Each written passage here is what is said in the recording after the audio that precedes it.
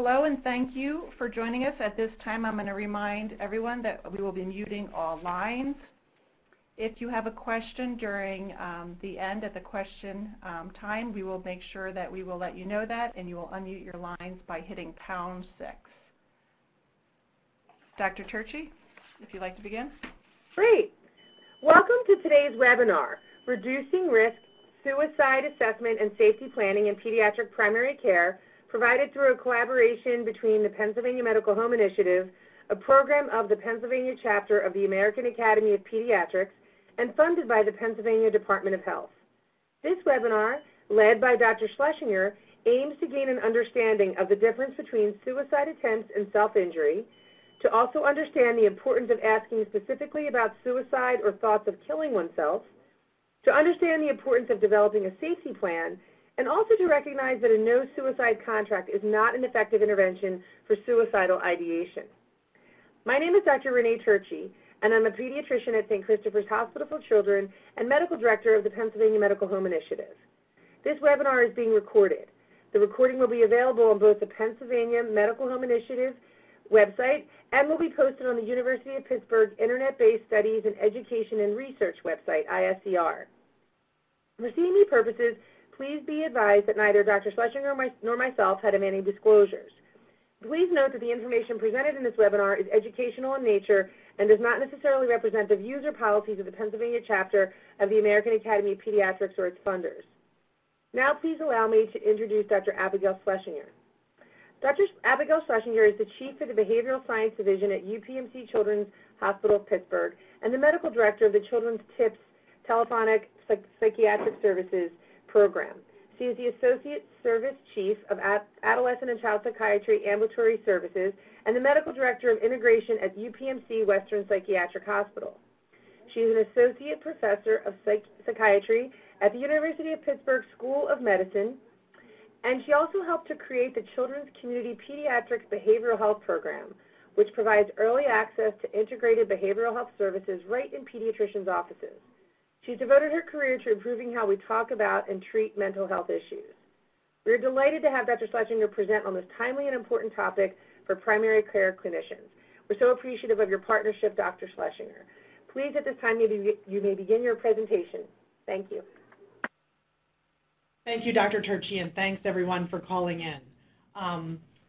This is a really important topic that I was asked to talk about today, and a lot of times it gets put in with other topics because pediatricians have so many things to learn about. So I'm thankful for you all for asking for us to talk specifically about suicide. I also included Victoria Windkiller on this initial slide, as she is one of my colleagues who provided some input into these slides. She actually likes to call this, when we present about suicide, simply let's talk about suicide with our patients. I think maybe I made it a little more scary with reducing risk, but I think that is what we're doing when we talk about suicide with all of our patients. By doing a suicide assessment and safety planning in pediatric primary care, we really can reduce risks and save lives. So I'm not going to read the objectives to you that Dr. Turchi read already, but we will touch on each of these as well as put suicide attempts and self-injury in context for today. And the outline here is we're going to do some basic background statistics about suicide, so you're well informed in that area. Understand risk factors, because that's really such an important part of deciding whether someone needs to go to the hospital or can have an intervention in the office. Assessment, treatment approach, and then resources. So the scope of the problem is large. Luckily we treat kids. Most kids don't die. But so the #2 cause of death in the U.S. in 10 to 24-year-old kids is suicide. More than 600,000 lives lost in 2016. And untreated depression is the #1 cause of suicide, which really highlights the importance of routine screening for depression in primary care so that you can pick up depression and reduce that risk. I'd like to point out that although it is the #1 cause of suicide, it's not only kids with depression that commit suicide. So being thoughtful about suicide risk in any kid, regardless of whether they meet criteria for depression, is a vital role that a pediatrician, a pediatric primary care provider provides. And it is true that over 90% of children and teens who complete suicide have a mental health diagnosis, although it may not always be depression. And I think some people are overwhelmed by these numbers, but it's quite true that a number of kids, 18%, almost 20% of kids reported seriously contemplating suicide at some point in the year. These were all high school students in 2016. And 9% attempted at least once in the preceding 12 months. So it is true that many kids are thinking about the concept of suicide, and about half of those kids have attempted in some way, and that kids that come in for treatment in mental health are more likely to have done those, but even in pediatric primary care, there's quite a possibility that if they're coming to see you for something, that they're at risk for having suicidal ideation. So, more facts that you should know. Younger kids, the attempts are often impulsive. So when I say younger, I mean under 11, essentially. Their brains aren't as developed. They are less likely to have depression across the board. And they're more likely to not, the younger they get, they're less likely to understand the consequences of their actions and the consequences of even being dead as you approach younger ages. They are more likely to have an event over homework happen and attempt suicide. So as one example, there's many impulsive reasons that kids can do things. Luckily, suicide is still a rare event, so it's not that every kid is doing that, but younger kids are likely to have more impulsive attempts. Teenagers also can be impulsive, but also their attempts may be associated with stress, social difficulties, or they may feel like it's a way to get out of things going on in their world that they don't know how to manage, since teenagers are more likely to understand the results of their actions, but also understanding more complicated things about the world and life that even adults struggle with. So they may be more likely to see suicide as a way out if they can't figure out a way to fix something about their world. Boys are more likely than girls to die by suicide, but girls are more likely to attempt suicide. As is true across the lifespan, boys just are more lethal when they attempt. This most recent data, I'm not sure whether it's specifically the one that I'm going to tell you, but I know that pretty consistently the availability of guns and the likelihood of boys to use guns is one of the reasons why they're more likely to succeed. And there's approximately 1 death in every 25 attempts. So there is some concern that there may be an increased incidence of suicidality and suicidal behavior. This is not caused by 13 Reasons Why. This is something going on in our society. We're not sure what it is. But rates of suicide in youth have increased 24% in the last 15 years. Rates of suicide have also increased in the much older, specifically white population. So this may not be just a child thing that's going on, but as a pediatrician, primary care doctor that serves children, it's important to know.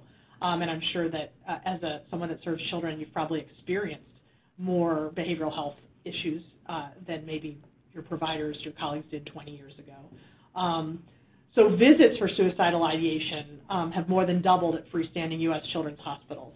Now, we're not sure whether that's actually related to the increased rates of suicide or increased likelihood of people to take kids in, but it's most significant in the 12 to 14 and 15 to 17-year-old age groups. It's for both females and males and across all races and ethnicities. Anyone that works with kids with depression probably recognizes that fall and spring are stressful times, and those are when the highest peaks for suicide and suicide attempts are in EDs and other settings. So I wanted to give some definitions, since I think that we all use a lot of different words. Words are very important. In fact, these two websites, National Center for Injury Prevention and Division of Violence Prevention, have an entire multi-page document they put out just clarifying the words. Self-directed violence is actually the word that's recommended as a general way to talk about suicidal behavior. We commonly use the word self-injurious behavior in behavioral health, and if you see a note written by a behavioral health provider, you may even see this SIB, that's self-injurious behavior. and defined as a behavior that is self-directed and deliberately results in injury or the potential for injury to oneself. And then self-directed violence can be either suicidal or non-suicidal.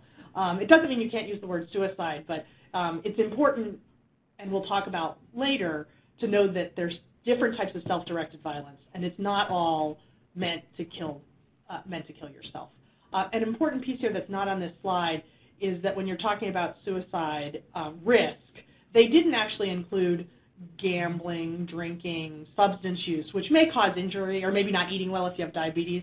They don't include that generally when you're talking about self-injurious behavior or self-directed violence. They're really talking about something that you deliberately do to yourself to cause pretty much immediate injury. Further definitions. So suicide, death caused by self-directed violence with an intent to die as a result of the behavior. A suicide attempt is when someone's had a non-fatal, self-directed, potentially injurious behavior, but had the intent to die as a result of the behavior. There may not be injury, but if they wanted to die, it's a suicide attempt.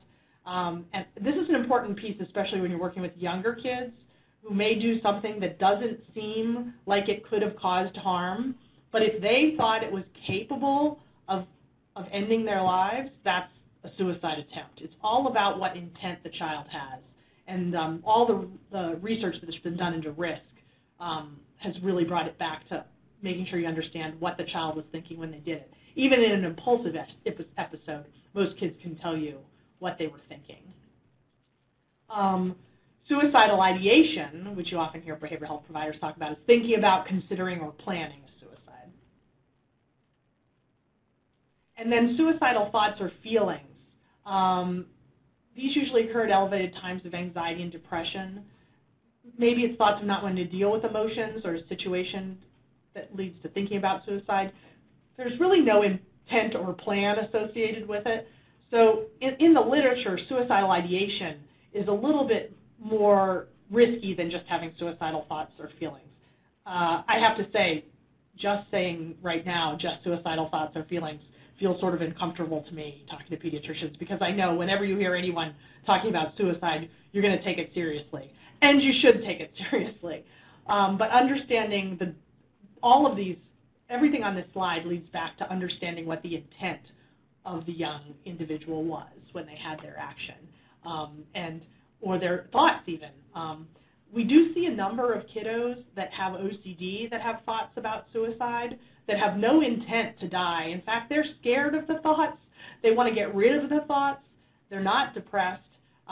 That's not suicidal ideation. And in fact, the risk for those youth, as long as they're being treated, is low compared to those with depression. So there are a number of risk factors for suicide. I originally had a slide that had a lot of risk factors all sort of put together. It was hard to separate it out. So we did look at what are considered fixed risk factors. So once they've happened, they're not going to change again, but it's important that you know. So once you've had a previous suicide attempt, so you had the intent to die, you are at increased risk for future attempts and for completion, meaning sort of dying by suicide. A family history of attempts or completions is a risk, whether or not you live with that parent, but if a bio parent has had a completed suicide, that is definitely a risk factor for suicide. Parental mental health problems is a risk.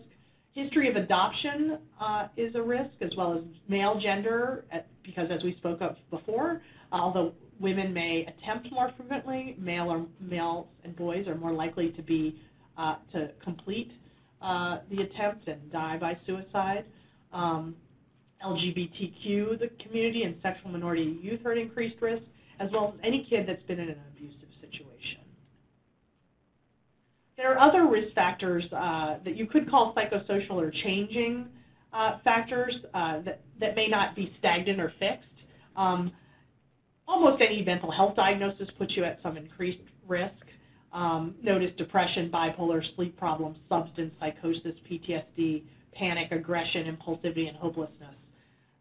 Those all have some similarities, actually, in terms of even how they look to pediatricians when they see them. Non-suicidal self-injury So this is what we talked about before, where you have self-directed injury, but you don't want to kill yourself at that time. When I'm doing a suicide assessment, I am, for the moment, when I look at someone's risk, I am slightly heartened if they tell me that they didn't want to kill themselves at that moment. That's less likely to have to go to the ER that day. But it does mean they have a risk for suicide that we need to take seriously and mitigate other risks associated with it. Obviously, a recent stressful life event, such as a loss, any loss for a teenager is a risk. Loss of a boyfriend, girlfriend, huge risk. Friends, moving, changes can be difficult for teens, even ones that might be considered good. Any access to lethal means, just having a gun in the house increases risk. And pretty good data has shown that if the gun is owned by someone in the house, that the best way to mitigate that risk is for a provider, any provider, to speak to the person that owns the gun. So say the mom came in with the child, but the dad owns the gun, to actually go directly to the dad is the best way to mitigate that risk. It is true that if there are local instances of suicides, especially if they are sort of covered in ways that are sensationalistic, that may increase risk. Pathological internet use, which I'm not going to speak more about today because it's sort of complicated and internet use is complicated. Bullying, relationship issues, living outside of the home, difficulties with school, not attending school, and social isolation. Many of these risks, I think, are pragmatic, make sense, and you might sort of naturally think of them as risks. Another important thing to think about when you're thinking about suicide assessment is protective factors, because the truth of the matter is none of us want to send a kid to any ER for an evaluation if we don't have to. We want to see who's safe to be managed in their current situation. I haven't met one doctor that would prefer to send a kid to wait in an ER for 6 or 8 hours or any hours if they knew that they could help the kid go home and be safe. That's really the issue. And protective factors are what mitigate the risk. And protective factors, along with intent and other evaluation you do, are really important. So it is, all of these things are obvious, I think. But clearly, religion, pets, future orientation. So this really means I want to live because I have something happening next week that's important to me. I want to be a nurse. I want to graduate. That future orientation is a big protective factor. Support is a protective factor. Families and friends that are willing to help, and a willingness to engage in treatment is also protective factors. So there's many ways. You may naturally know some of the protective factors of kids that you see if you've been seeing them for a long time. But it's a really good idea to ask kids what they think their protective factors are. It's also a bit of a way to evaluate how depressed they are. If they're depressed, if they can't tell you anything that keeps them going or is hopeful, that's pretty concerning.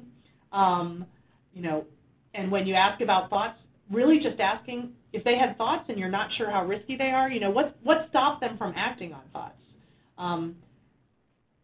We treat in Western Psych a number of kids that have chronic suicidality, and the ones that are getting better will be able to describe to you maybe multiple episodes of getting close to hurting themselves, but the things that stop them from killing themselves, and those are their protective factors, because we want to keep people alive so that they can complete treatment and do the best that they possibly can. So you want to also ask specifically about supports, because kids that are depressed, and since that is the #1 risk, may not recognize who their supports are. They may think people don't like them when they really do. They may inadvertently isolate themselves. So a real important role, other than just identifying protective factors to determine whether or not someone needs to go to the hospital, but that a real important role that any provider can provide is helping the family identify who the supports are for that kid and family. And sometimes if the kid can't identify them, the parent can identify who the supports are, and also maybe help identify which supports are most positive for that young child. So non-suicidal self-injury and suicide, this is that self-injurious behavior. This is its own slide because I think it causes a lot of confusion. Some people in training may have seen people who are chronically having self-injury that don't get admitted to the hospital because they have chronic self-injury and may inadvertently think that that's not a reason to be concerned. So it is true that engaging in self-harm is a risk factor for repeat behavior and is a risk factor for suicide. It doesn't mean that every time they have a self-harm event that they need to go to the hospital. It means that those kids need to be engaged in treatment, have a safety plan, and the ones that do the best have families or supports or important sort of adults in their life that help them. It is strongly associated with suicide during the first year of follow-up. There was a nice study that was done by Olson that's referenced below that showed that a year after the first sort of self-injurious event that a suicidal death was more likely. And that, in fact, if someone had a self-injurious event that was non-suicidal but used a firearm, which does happen, they're more likely to die in the next year by suicide. And then there's certain groups that are more at risk. So those males are more risky than females, again, because they use means that are more likely to kill them. Risk is higher for white than for African American adolescents or young adults. And the risk is particularly higher for American Indian and Alaskan Native individuals. These are groups that, in general, carry an elevated rate of suicide across the lifespan. So, it's really important that people that have self-injury, that we understand, that we assess them, that we understand it goes back to the intent for the behavior they're having. So, as I said before, firearms in the homes are associated with a higher risk of completed adolescent suicides, and the number of the great work that AAP has done to really get the word out about firearms is fabulous. In 2016, they were the most common method used to commit suicide, and that really the recommendation is to assess for the presence of firearms in the home and give information about safe storage. So the people that do research on suicide suggest that you really, if someone's at risk, you should remove the guns from the household, and that just simply separating the firearms from the ammo or locking them up won't necessarily mitigate the risk entirely. So although the overall recommendation is saying to remove them, we all know that it's much more complicated than that in Pennsylvania. So, I think it's important that you let families know that there is a real increased risk of death by firearm if a kid is at risk for suicide, and that the gold standard is to remove that weapon from the house until the kid is feeling better. But that if the family can't do that, that they know the best way to store the guns, and maybe even talking to them about maybe they can keep the guns in their home but keep the ammo someplace else. It's sort of a motivational interviewing approach. Let's meet the families where they're at and try to help them understand how important it is. And here's the security that can reduce the risk of an intentional and unintentional injury, keeping it locked and unloaded, and securing the ammunition separately. So warning signs for suicide, some of these which you may have heard before. This comes from the American Academy of Child and Adolescent Psychiatry. Telling a friend that someone's having thoughts is a warning sign. Most recently, people have tended to post things on Facebook. We should take those things seriously. Preoccupation with death or dying, a decline in hygiene, which is the suggestion that there's a worsening behavioral health condition, pervasive sadness, increased isolation. It is important to remember that sometimes there may be an elevated mood and a kid's at risk because they got some more energy, but they still don't feel 100%, especially as people are just starting to get better. I can talk more to that later if anyone has any questions. Non-suicidal self-harm, as I talked, is a risk.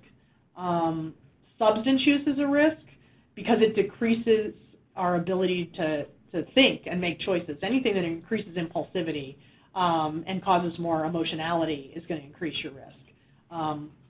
A change in personality and obviously a suicide note and giving away possessions is a risk. There are a lot of validated screening tools out there. These are some free and validated ones that I got from the GLAD PC website. If anybody wants more information about recommendations for assessment for depression, this is a great website that was designed for pediatric primary care providers. It has been updated this fall, so it is very up to date. In fact, I'll be presenting on the depression recommendations, not the suicide recommendations, at AAP in May. But if you want to read on your own, there's a variety of things there, as well as access to what some of these reports actually look like. So the Columbia Depression Scale, the Kutcher Adolescent Depression Scale, many people use the PHQ-9 modified for teens. And if you want to do parent report, the Columbia Depression Scale is there. And the PHQ-9 has been modified for a number of languages, which is quite helpful. So if someone screens positive for suicide risk, it's really important to talk to the kid alone. I know that sounds obvious, but I say it every time because we're all busy, we're all running behind, and it's easy to run into a situation where you just start talking to a kid or you just look at something and make assumptions. If the kid won't separate from their parent because they're so anxious, that's one thing. But we should attempt to interview these kids alone, especially teenagers. It's really important to be comfortable assessing for suicide, mood disorders, physical and sexual abuse, and substance use. So if you hear any psychosocial distressors or decline in functioning at home or school, you should really ask about suicide, in addition to any screen or a PHQ-9 you might do. Because asking about suicide is not going to increase the risk of attempting. It's not going to put the idea in an individual's head. But it is going to let you know if they're having the thought. And although thoughts don't kill people, it is a step on the ladder to killing yourself. So how do you ask? There's a lot of ways to do this, but it is best practice to start with open-ended questions and easy questions. If you think they might be depressed, just asking them how they've been doing, which I think pediatric primary care doctors do fabulously. They may separate it in their head from what a suicide assessment is, but it's the beginning of a suicide assessment. Asking, I know a lot of people your age are dealing with stress. What are your biggest stressors? What helps you manage stress? So starting the conversation so you're ready to move into the suicide question. You want to know about how things are going in school, extracurriculars, peers and family. Just saying how have things been going with friends can get you a long way. And you want to provide validation and reassurance. So I often say that we have to be careful not to lead the witness. Teenagers are really good at sort of figuring out what they think we want to hear. And if you're fearful of hearing suicide and you give and you say things like, you're not suicidal, are you? You've never thought about killing yourself, have you? I know that sounds so simple, but it's the simple things we fall into when we're fearful. And if you ask questions in a way that leads the witness towards saying no, then they will say no. They won't tell you what's in your head. But if you're open, tell them that you're here to help them. You're here to help them feel better. You recognize they have feelings and concerns that are upsetting to them, but you're not invalidating to them. That goes a long way. So it's really vital that you assess. Once you know about suicide, that there's a suicidal ideation, that you assess the lethality. As I said earlier, I don't think I've ever met a doctor that would prefer to send someone to the ER over see someone in their own office. But I have met a lot of physicians that are fearful that they don't know how to assess lethality well enough, and that's the reason why they send them. So the more and I'm thankful that you guys are listening today because I think it will help so that you can feel more comfortable. So, again, it starts with normalizing. So admitting that many times kids who are feeling down or depressed have thoughts of not wanting to be alive, and just asking, have you ever felt that way? So here it says, have thoughts of not wanting to be alive. That is one thing that you can ask. You do need to escalate to, you'll see what I've highlighted there. At some point, you want to say, killing yourself or attempting suicide. If that sounds extreme to you, you're not the first person I've talked to that sounds like, wow, I don't like to say that attempting suicide outright. But there's some emerging evidence that shows that directly asking that question, killing yourself or attempting suicide, is more likely to get a response that's consistent with what's going on in the child's head. And this is true for adults as well. So we're actually in the middle of retraining people at Western Psych to make sure they always get to killing yourself or attempting suicide. One or the other is adequate. You may not start with that first question, like you may start with a normalizing question, but you need to ask one of those two questions to really get a handle on their thoughts about suicide. Then escalating to, do you ever have a specific plan in mind? Have you ever done something to try to hurt or kill yourself? And do you have access to anything? So many families will say, my kid doesn't know how to use, doesn't know where the gun is, or doesn't know how to get the gun is, where the gun is, and the kids will say to me, yeah, I know where the key is. I know how to get to it. So really important to ask on your own. If you get a positive to these questions, or passive death wish, just as you would any other thing in medicine, you want to get more information about when it happened, what the intent was, and then some additional things is who knows about it and how people found out and if they received treatment. So one of the reasons we want to know about how others found out is there is a difference between a kid that that was able to almost kill themselves and got caught by accident, and one who went to get help right away. So the time frame, the intent, who knows, and how others found out, and if they received treatment. Of those, intent, again, is just vital. That's really the crux of sort of assessment.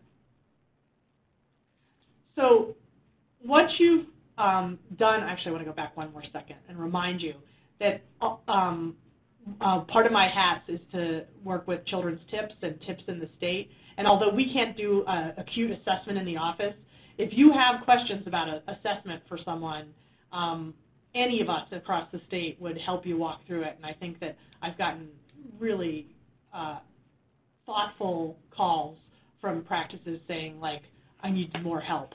Do you think this kid is safe? And although I can't see the kid, I can oftentimes help the docs walk through what their next steps are. So safety plan. This is a structured plan that will be implemented to cope with or manage suicidal thoughts or urges. So you can ask people to think about triggers that have led to suicidal thinking in the past and what they can do to make the environment safe. What can they do to help them calm down or feel better, and identify coping skills or tools for distraction. And then who can they contact for support and distraction? So for support, if they're just feeling down or having thoughts but no intent, peers are okay. But then if they're not feeling safe anymore, so they really feel like they want to kill themselves or they can't prevent themselves from acting on the adults, sorry, those are questions there. That must be an adult. It can't be a peer. It's not fair to put that on a peer, even though many teenagers will naturally want it to be a peer.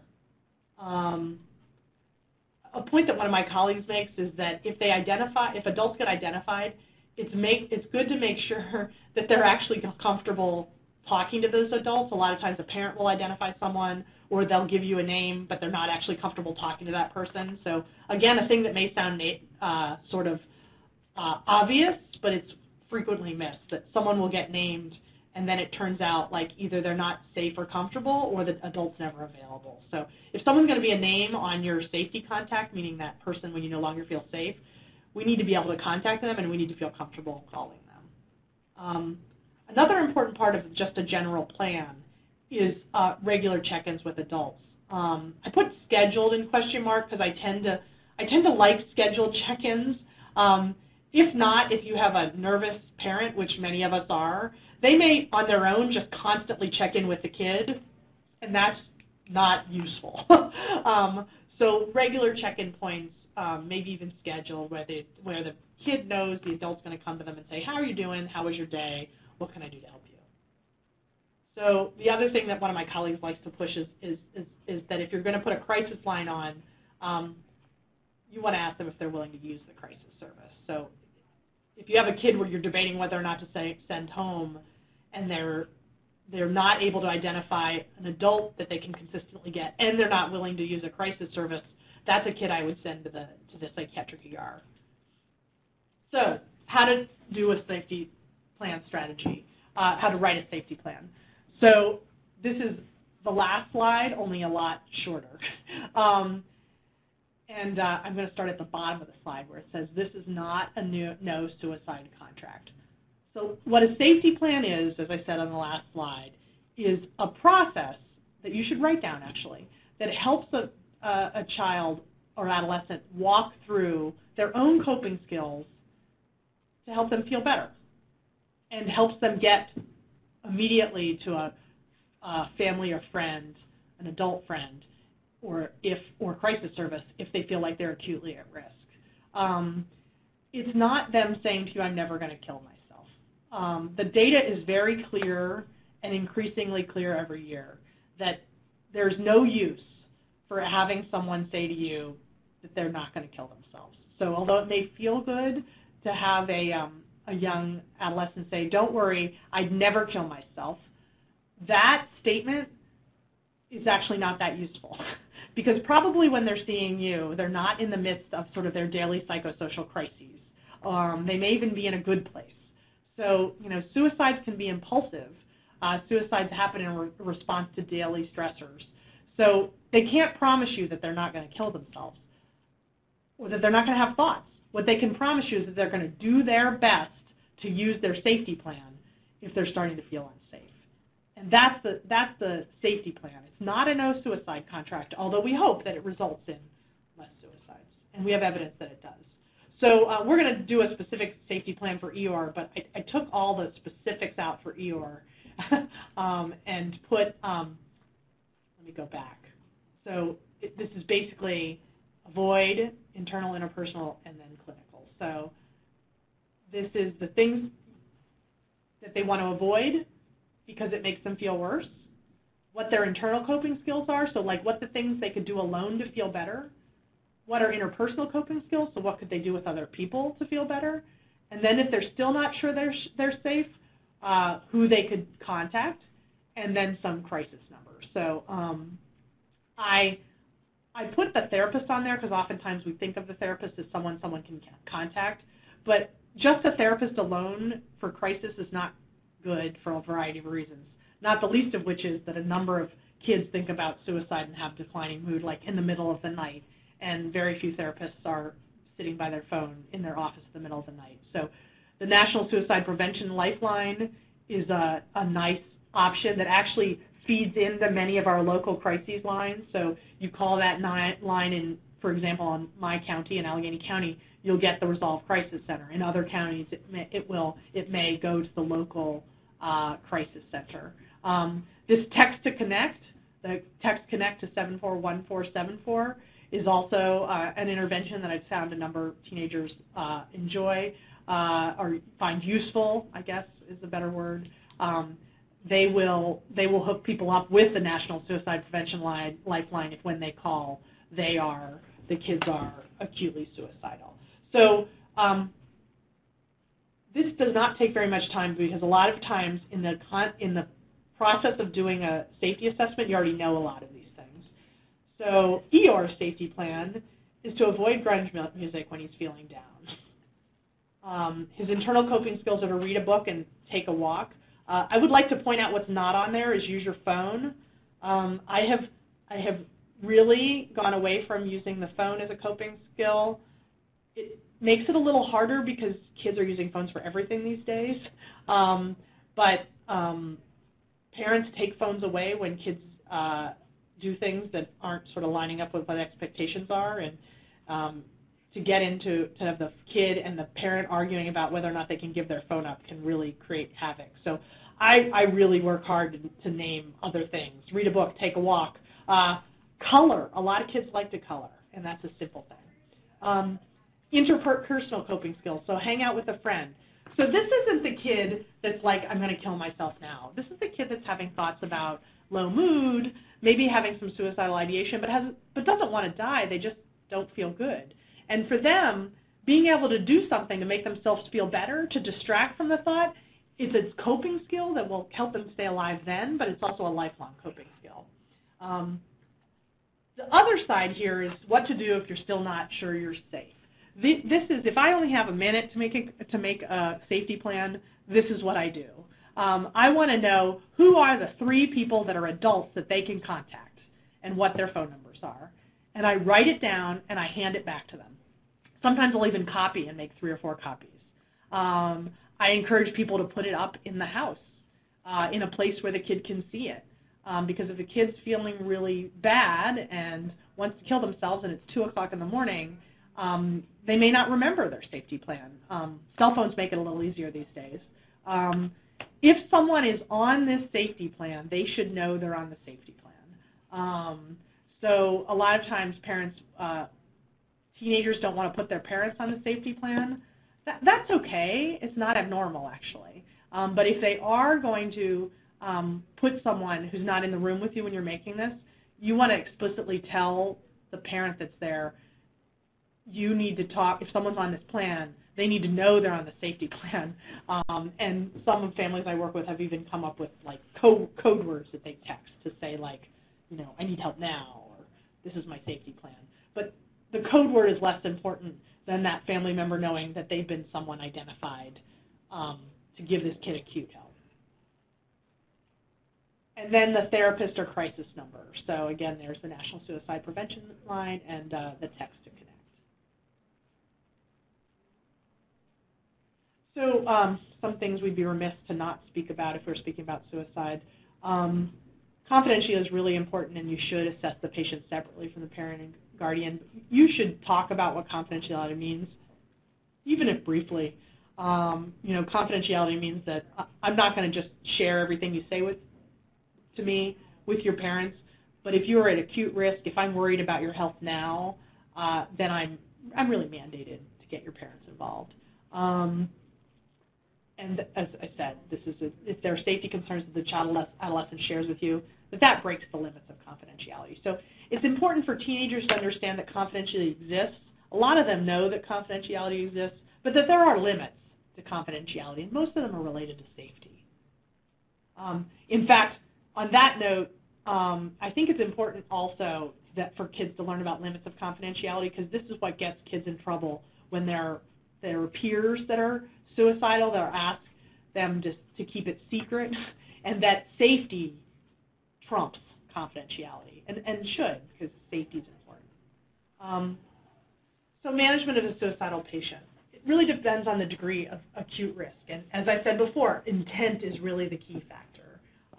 The sad part is we're just not really good at accurately predicting suicide, but the highest patients include those with a plan or recent attempt, stated intent to kill self, recent suicidal ideation or behavior with severe hopelessness, impulsivity, psychosis, substance use, or intoxication. So I want to go back again to this recent plan or attempt, because I think it's not uncommon to see a kid who they did something, maybe they took a bunch of pills because they'd had a bad day, a really bad day, and they took a bunch of pills.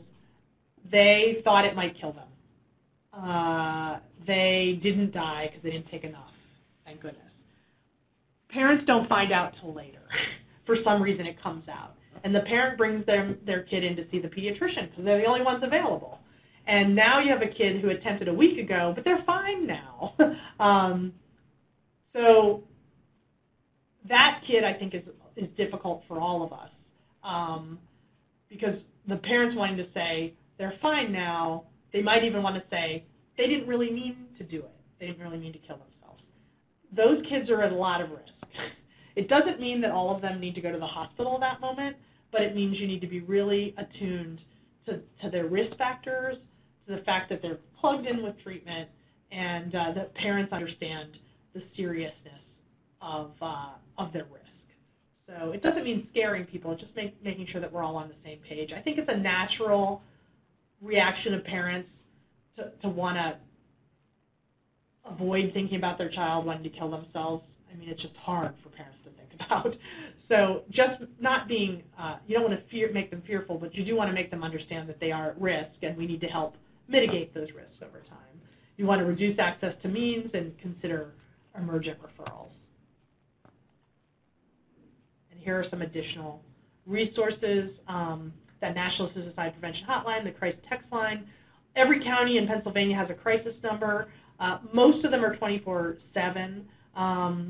and there's some suicidal resources on the ACAP website, the American Academy of Pediatrics, and SAMHSA has a suicide prevention app for healthcare providers. So this is the formal way to suicide assessment, 5 stages of evaluation and triage. We essentially went through all of those, except we didn't talk about document, because I assume you guys are going to document a lot if you're evaluating for lethality, and I wanted to leave time for questions. We can go back onto different slides if anyone wants. So thank you for listening, and I would love to have some questions. Thank you, Dr. Schlesinger. At this time, we'll ask everybody if you have a question to please do it in the Q&A box. You can type it in there, or if you're on the phone, you can hit #6 to unmute yourself.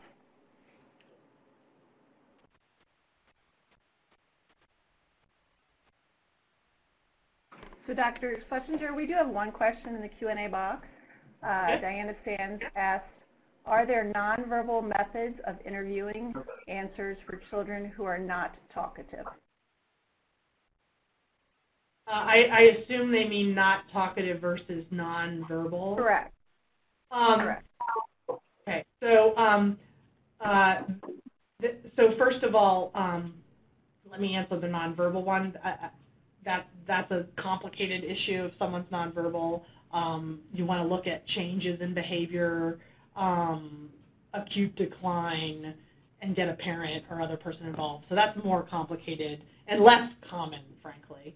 For kids that aren't very talkative, I would say my first strategy for those kids that are not very talkative is to get the kid alone. Even anxious kids are able to do this, especially in pediatric offices because they're more comfortable there. I've been just amazed at how much. So my first strategy would be to get the kid alone. If you can't, my second strategy becomes the first strategy, which is those normalizing questions are really important. So most kids will actually talk a little bit. They will respond to your anxiety. So it is true that if you're very anxious about asking about suicide, it's something you probably want to get a little more training on, or you want to practice with someone. Let me put in a plug that if in your Western Pennsylvania, we'll come to your office and help you practice doing this.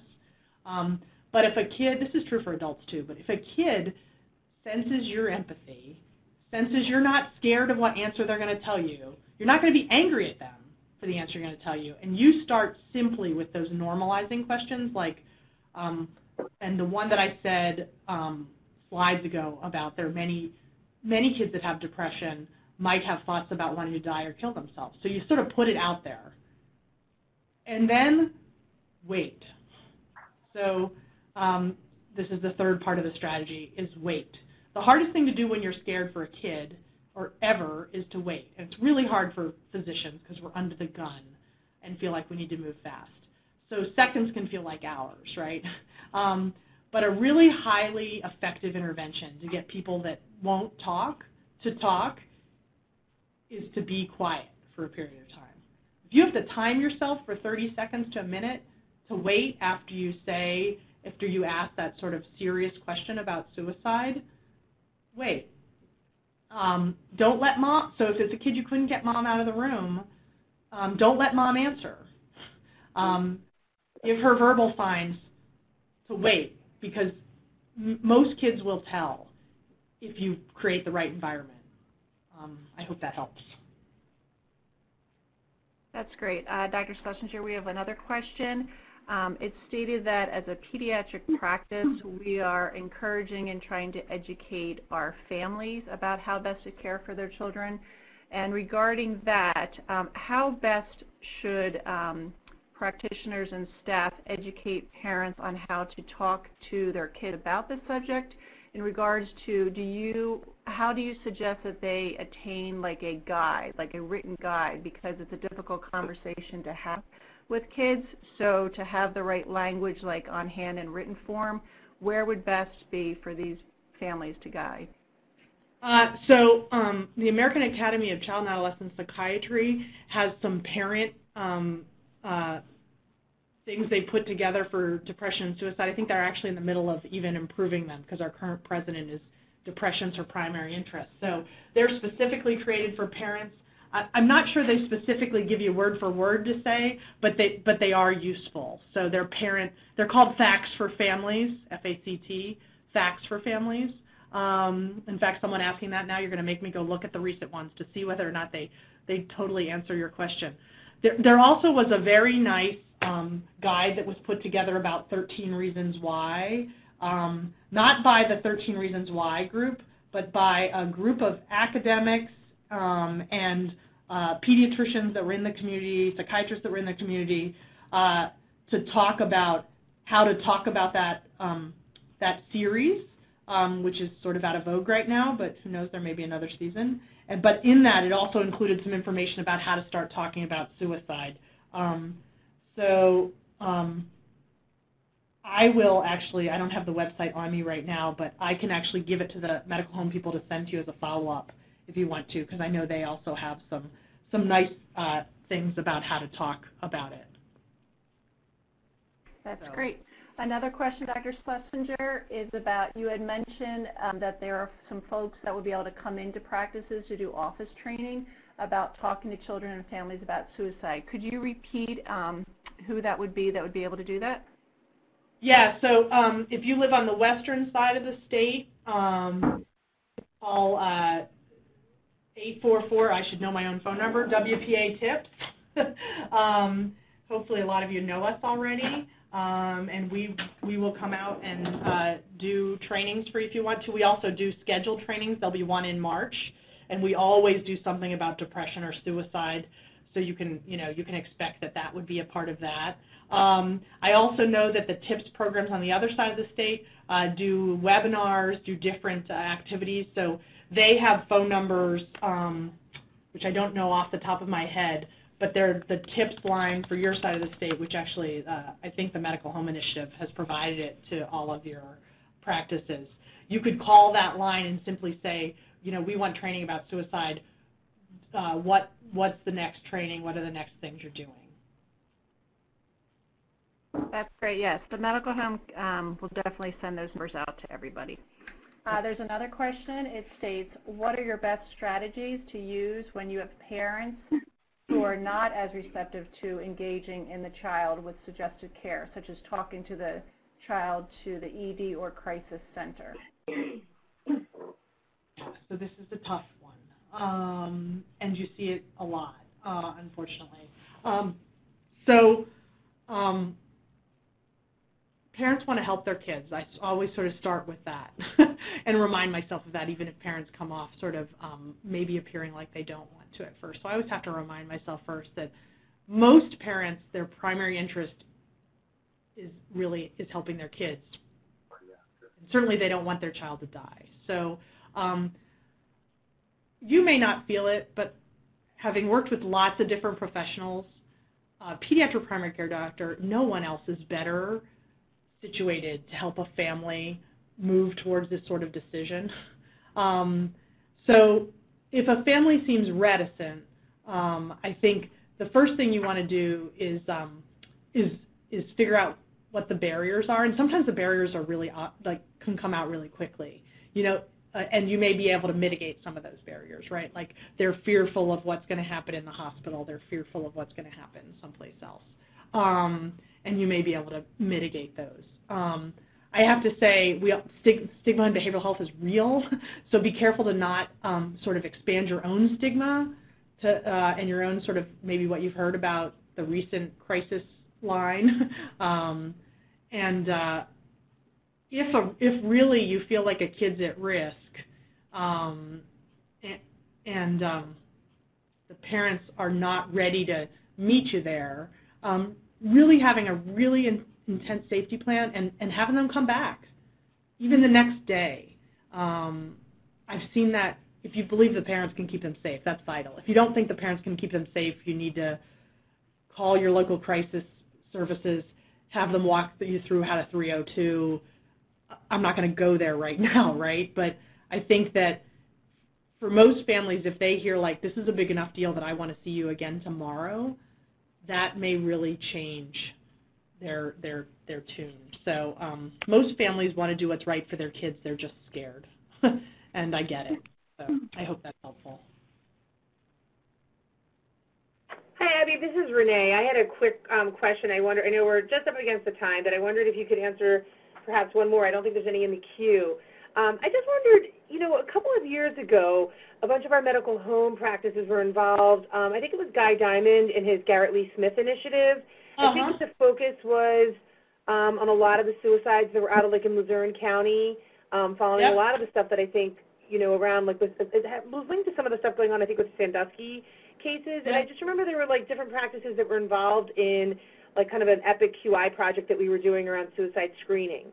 Is that anything that, do you know anything about, I know that Dr. Diamond actually is not involved in that as much anymore, but I wondered, I know you talked about the TIPS program doing that, but did you have any, is the Garrett Lee Smith initiative, I'm just thinking about some of our practices that were doing that, is there any link to anything, do you know anything about that, or is there any follow-up to that? I haven't really been involved with Guy Diamond's work, so I know less about that. I mean, I know there were a number of presentations, and there was the Epic QI project, but it was several years ago now. I feel like I can't even remember how many years ago. At least probably 6 or 7. I was just wondering how it related. So now kind of the new sort of rebirth of, I guess, that, because it was very focused in certain counties that I think had disparate suicide rates. So really the TIPS program, as you were alluding to earlier in the question, is really for our practices in our network, that's really the way to go, what you were describing, I think, in response to one of the other questions, right? Right. So in terms of TIPS, we can't provide an acute evaluation, but we all really want to do education. So we're all doing it in sort of slightly different ways, but we really do want to help with the education piece. There's also some research initiatives going across Pennsylvania, both with schools and primary care, that may give us more information. Dr. Brent's group is working really hard now on an implementation grant to figure out sort of better methods to help pediatricians do this assessment. So we're not going to know the answer to that tomorrow, but there is work going on across the state to figure out how we can do a better job of helping pediatric primary care, maybe with IT and different initiatives. So there's been a lot of talk recently, and certainly David Brent's group is actively working on a research study. But I think if you want education, certainly TIPS is a good way to go. And there's probably other things going on in the state, too, that I don't know of, so I don't want to underspeak. But there may be other people doing things. Renee? Yes. This is Sarah McDonald from Child Care Network Hybrid. As a result of that work 6 or 7 years ago, we started using the behavioral health screen that he developed, and we continue to use it in our office, and it is a fabulous screener. We have picked up so many kids that we had no clue were struggling. And if any practice is interested in learning how we've integrated that, it's a web-based questionnaire that they take, how we've integrated that and how much we enjoy it. I'd be happy to talk to people. That's great, Sarah. That might be something we could share on one of our medical home, because I just remembered that. I mean, we actually weren't one of the practices, and I'm glad. Thank you for speaking. I just remember it seemed like it was so effective. That would be wonderful. Great. It's fantastic. Great. Okay. Well, thank you guys so much. I mean, Abby, that was Dr. Schlesinger, that was a fantastic webinar. I think this is a really important topic, and I think that we have no more questions. So at this time, this concludes our webinar, and I really do want to thank you, Dr. Schlesinger, for your excellent presentation. And we also want to acknowledge the Pennsylvania Department of Health for the funding that made this webinar possible. We at the Medical Home Initiative and at the PAH chapter want to wish everyone a happy and healthy holiday season. So thank you. Thanks. Bye-bye.